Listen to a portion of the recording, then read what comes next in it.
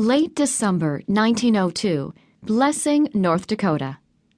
Gus Board, you are the most stubborn brother a girl could ever have. Rebecca glared, hands clamped on her hips. Since she only had 2 living brothers, it wasn't much of a contest. But still, why could he never, ever see her point of view?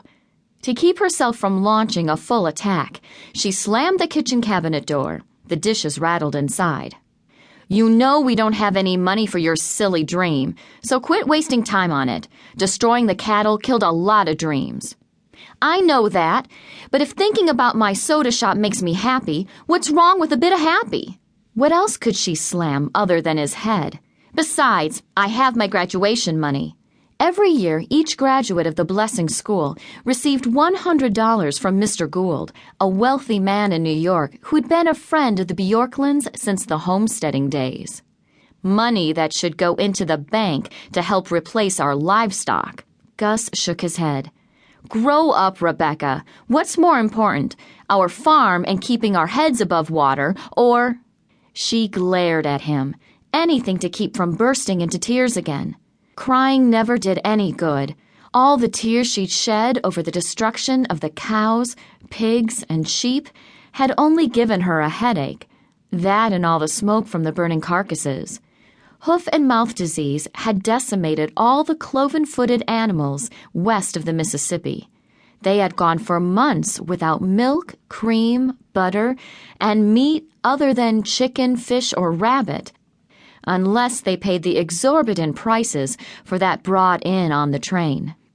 With no milk to sell to Ingeborg Bjorklund's cheese house, they'd had no income until after harvest.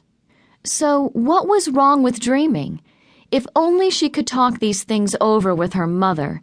But Agnes Board had died 9 years earlier, leaving a hole in her youngest child's heart, the size of North Dakota. You're not going to cry now, are you? The tone of his voice set her off again. Gus Board, you better get out of my kitchen before I...